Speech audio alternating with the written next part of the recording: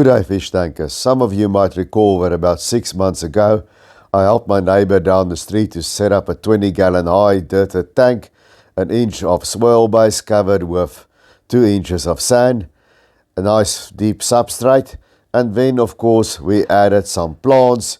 We added a mature sponge filter so there's no new tank syndrome, and after settling for a day or two we added the fish. And it looked quite good, I think, the finished product, but one always wants to see how an aquarium grows in, especially one of these low-tech setups over time. Now, those were the fish back then, some cherry bobs and bronze cories and several others, and they were very happy then. And we're going to revisit this tank 6 months later to see how it went. And then whatever happened to young Jack's platy breeding project, if you're interested to find out whatever is going on there, then be sure to stick around. And here we are in Jackson's room with Jackson's skillicorn. Hi there, fish tankers. Okay, so we've been going now for a long while with this tank. How's it been going, Jack? It's been going good. We've lost maybe a couple of fish, but otherwise the tank has really started to grow in. I've got a bunch of new crypts and all the fish seem to be very happy. What happened to the fish that you've lost? So I had 2 or 3 of the rasboras jump out of the tank when the water was, I think, maybe a little bit too full.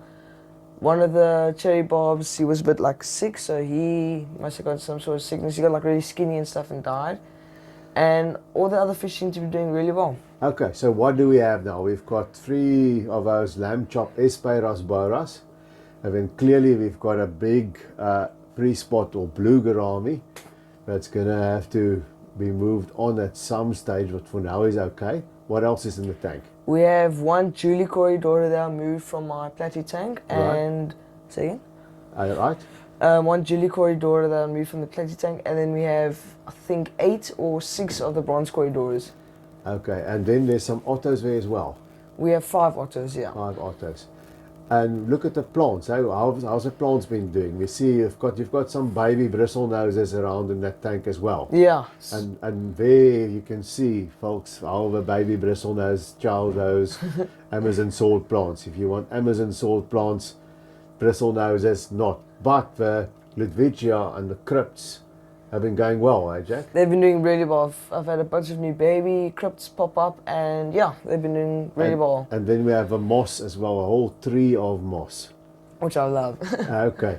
And then the cherry bobs, there's still 5 of them there. 5 of them, yeah. One of the cherry bobs died, yeah. Okay, there I can see an albino bristle nose there. We'll put on some B-roll for the viewers there. Yeah. And filtration-wise, the heating, it's at 24 degrees Celsius. And what have you got there filter-wise? So we have 1 sponge filter and a hang-on-back filter. And hang-on-back. What's in the hang-on-back? Also just sponge? Sponge, and then some, I think I got some of the white, look at those, man, I forgot what they're called. You know those white... Biomedia. Biomedia, yes. Okay. I got some biomedia in the bottom of it as well. And the crypts are doing really well. We have a deep substrate. How often do you do water changes? I do, I think, once every 2 weeks, a water change, and then every day or like every 3 days I'll do a water top up. Just the top up for evaporation. Yeah. So that's it. We've got an open top tank, and you're trying some immersed growth there that we're going to see if we're going to go onto a platy tank. And the thing with an open top tank is you always might have that risk of fish jumping out, and you have a little bit of heat loss through the evaporation. Yeah. But as for the rest, it's going quite smoothly. You see all the fish are growing. There's some bulbitis also growing underneath there, underneath your moss tree. Yeah. So what do you think? You think we've made a success of this low-tech tank with a deep substrate? I think we made a huge success. Everything seems to be going really well. All the plants are growing nice and strong and tall, and we've only lost a couple of fish due to them jumping out or due to natural causes. Okay, so we're doing quite well there. Yeah. Any babies appeared yet? Not yet? No, not yet. Sadly not, but I'm hoping for the males. I think with that big free-spot gourami, babies are not going to make it with that guy. Yeah. Maybe there's a reason why he's grown so well. But the fish seems happy, and it's not extremely high maintenance. There we see the little placo going, and that's the whole thing about these tanks as opposed to the high-tech CO2 tanks. You got to plant it, and you got to see what works, and you just got to let it grow out. Yeah. And then sometimes you sit with a You sit with a big success before you even know it, and it's not a high maintenance thing.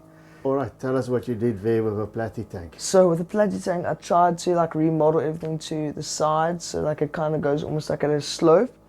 And I've lost quite a couple of the original platies. Because I think they either got too old or something happened, but they all died. But now because of all the babies that the first ones made, the first generation, they've then had babies, which is the second generation, I think, which are now all the small fish, and the medium guys are the first generation. So they're all growing really well, and they have a whole breeding manifesto in those plants down there. Yeah, it's a little self-sustaining breeding colony there. It's only the platies now in there.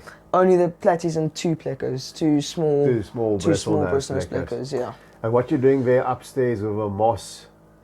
I'm just trying to see if I can grow it for a friend. She would like some moss, and I'm just trying. Also for like the babies. The babies really like hanging out there in the moss and stuff on the left. Okay, great stuff. All right, that's it. We're going to play out with a little bit of B-roll from the tanks here.